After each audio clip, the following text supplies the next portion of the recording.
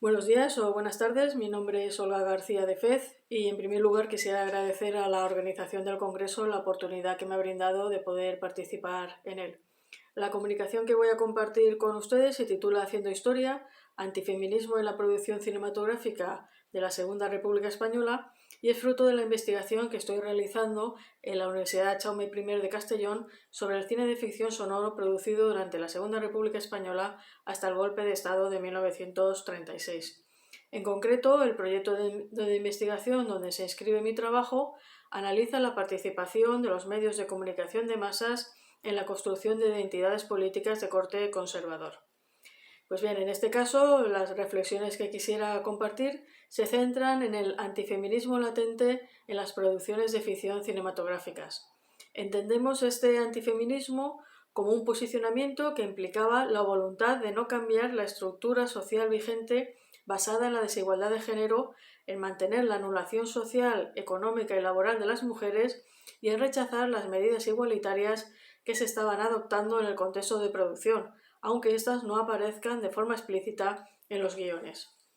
En primer lugar, creemos que este antifeminismo latente y generalizado constituye una inercia, un mantenimiento de unas concepciones concretas acerca de la estructura social y la organización familiar, así como de la posición y funciones de la figura femenina en la sociedad y en la familia. Hay que tener en cuenta que uno de los objetivos de estas producciones, que inauguraban el sistema de sonido sincronizado e intentaban asentarse como industria, era eminentemente comercial y que la voluntad de las productoras, como Cifesa, por ejemplo, era moldarse al gusto general del público, mientras que el espíritu más renovador de otras, como Filmófono, pues tuvo un recorrido más breve que se vio interrumpido por el comienzo de la guerra. Esta inercia de pensamiento también proviene del origen de una parte de los guiones, los cuales eran adaptaciones, traslaciones o reinterpretaciones de obras literarias y musicales anteriores, separadas cronológicamente en décadas e incluso en algunas ocasiones por casi un siglo de tiempo. Desde el campo de la música se adaptaron zarzuelas como Carceleras, La verbena de la paloma, Doña Francisquita, La Dolorosa, etc., mientras que desde la literatura se trasladaron novelas y obras de teatro, destacando las adaptaciones de autores más o menos coetáneos como Pérez Escrig, Fernández Flores, José María Pemán, Carlos Sanniches o Jacinto Benavente. Este sistema de recuperar historias y relatos respondía a la comentada vertiente comercial de la cinematografía, ya que el éxito espectatorial de estas obras previas, ya ratificado en los teatros, se tomaba como una garantía de éxito para las versiones cinematográficas. Pero también tenía como consecuencia la ubicación de las diégesis en tiempos pretéritos alejados de la realidad social y política del momento de producción, y el enlace con líneas de pensamiento ajenas a la modernidad de los inicios de los años 30. Pero por otra parte, también pensamos que el antifeminismo que hemos citado al principio fue un posicionamiento que se haya acentuado en este corpus. Como es sabido, de forma paralela a su sentido comercial e industrial, la cinematografía tiene la capacidad de crear imaginarios, y esos imaginarios a menudo participan en las tensiones de determinados momentos histórico-políticos, y especialmente en aquellos en los que la modernidad y la antimodernidad han chocado de una forma más enérgica. Cabe recordar que en la primera mitad de los años 30, una parte de estas tensiones entre modernidad y antimodernidad procedía de la serie de disposiciones legales republicanas encaminadas a conseguir la igualdad jurídica y de derechos de las mujeres, como los artículos 2, 25, 33, 40, 43, 46, 48 y 53 de la Constitución de 1931, la Ley de Divorcio de 1932, la consecución del sufragio femenino en 1933, la supresión del delito de adulterio femenino en el Código Penal, la abolición de la prostitución en 1936, etc. Estas disposiciones corrieron parejas a un movimiento feminista que se había desarrollado de forma más lenta que el europeo y el norteamericano y en cuyo seno convivían posicionamientos distintos que fueron evidentes en cuestiones como la demanda del voto femenino. Pues bien, precisamente en este contexto preciso encontramos en la cinematografía sonora de ficción un olvido absoluto de las rupturas de las dinámicas sociales que se estaban produciendo, por lo menos sobre el papel, y los guiones siguen mostrando una estructura social patriarcal y desigual. Una de las escasas respuestas directas al contexto sociopolítico que localizamos es la película Madrid se divorcia, donde, a pesar de la promesa de su título, el tema del divorcio aparece de forma accesoria, secundaria y además ridiculizada. Por otra parte, encontramos una persistencia y una presencia constante de ciertos valores asociados a las corrientes de pensamiento conservadoras y afines a la moral católica que se manifiestan en la caracterización de los personajes femeninos, en la valoración moral de sus acciones, en su función narrativa y en su función dentro de la diégesis, y en los acontecimientos que viven dentro de los relatos, donde a veces ocupan el protagonismo de la película, pero desde posiciones subordinadas en su núcleo social. ¿Por qué es tan importante detectar estas pulsiones antifeministas o de tendencia conservadora? En primer lugar, porque recuerdan el potencial de la cinematografía para aliarse con corrientes de pensamiento y crear imaginarios afines a ellas. Y en segundo lugar, porque estas ideas atravesaron el periodo republicano y encontraron el campo abierto a partir del golpe de Estado de 1936, llegando a constituir la esencia del futuro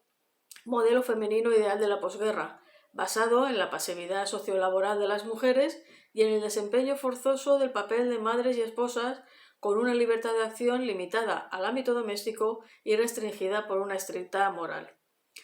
Una vez establecida la conveniencia de su detección, pasamos a glosar muy brevemente algunas de las manifestaciones que hemos detectado. En primer lugar, se produce una exposición interesada de las actrices. Se reduce su imagen pública de estrellas a su cuerpo, invariablemente joven y bello. El cuerpo de las estrellas se utiliza como reclamo cinematográfico, tanto en la fase de preproducción como en las de producción y postproducción, siendo frecuente anunciar las películas con la imagen de la protagonista femenina. La prensa especializada de la época, los carteles de las películas y los afiches de los cines se llenaron con los rostros y cuerpos de un star system de jóvenes actrices, como Rosita Lacasa, Raquel Rodrigo, Rosita Díaz Jimeno, Antoñita Colomé, Imperio Argentina, Mapi Cortés, Marucci Fresno, Pilar Muñoz, Lina Yegros, etc. Todas esas actrices encarnaron una serie de personajes femeninos sujetos a una serie de constantes que los alejaban de los aires de modernización del contexto. Y cuando esta modernización se cuela a los guiones, siempre tenía dos funciones: quedar reducida a una serie de hábitos epidérmicos que no cuestionaban la estructura social patriarcal, como podría ser la música moderna, el ambiente urbano, ciertas formas de ocio, la sofisticación de los ambientes, etc., o en segundo lugar, servir de contramodelo conductual, cayendo en el viejo recurso de articular modelos femeninos de conducta antagónicos y reducidos a arquetipos, la mujer virtuosa y la mujer inmoral.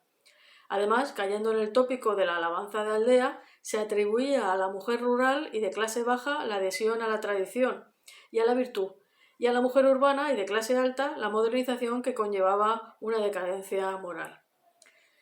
Otra de estas constantes es la insistencia en la representación de una sociedad donde se le seguían reservando a las mujeres los roles de madres y esposas, de forma que no suelen desarrollar actividades profesionales, salvo las de prostituta o artista. En cuanto a la maternidad, con frecuencia se alude a ella de forma arreglada socialmente, presentando la maternidad extramatrimonial como un drama, dando lugar al proceso melodramático de necesario sufrimiento y redención final que a menudo toma forma de composición de un nuevo núcleo familiar, como ocurre en las películas La Dolorosa, Vidas Rotas, La hija de Juan Simón, El secreto de Ana María, Rinconcito madrileño, Centinela alerta o Currito de la Cruz. Por otra parte, como ya hemos comentado, en las redes de relaciones sentimentales que se crean en los guiones se olvidan algunas nuevas dinámicas sociales, como el divorcio, mientras que el matrimonio, a veces extradiegético y anunciado con el beso final de la pareja, sigue siendo el colofón necesario de toda relación sentimental. Relacionado con el matrimonio se encuentra el continuo castigo de la infidelidad femenina, como sucede en películas como La bien pagada, incluso cuando es involuntario y es el fruto de una violación, como sucede en la mencionada Madrid se divorcia. De forma paralela, la infidelidad masculina es disculpada. Volver a mencionar Madrid se divorcia nos lleva a otro motivo narrativo que ya existía en el cine anterior y sobre todo en la literatura, pero que en la cinematografía de este periodo vive un especial florecimiento.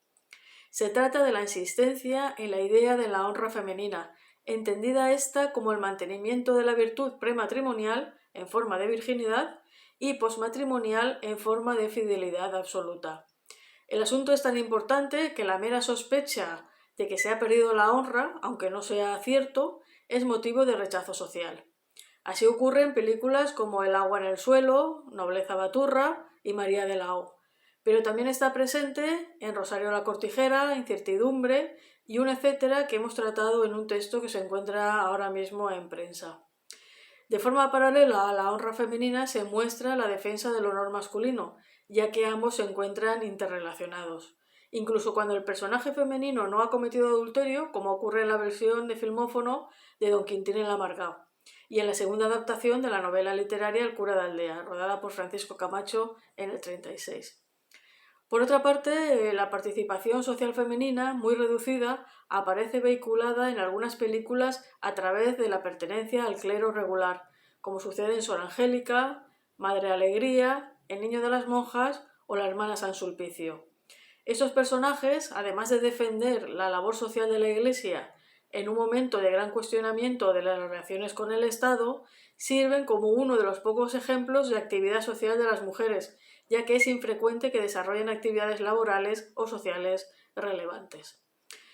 Y bueno, pues resumiendo, en general, en el cine de ficción sonoro coincidente con la Segunda República hasta el comienzo de la Guerra Civil, se percibe cierta corriente conservadora transversal que contradice el contexto de producción de las películas, centrado en los intentos y en algunos logros de la legislación republicana por mermar la desigualdad familiar y social femenina. Esta hipótesis y los ejemplos que la avalan serán convenientemente ampliados en el futuro texto escrito. Y bien, pues gracias por su atención.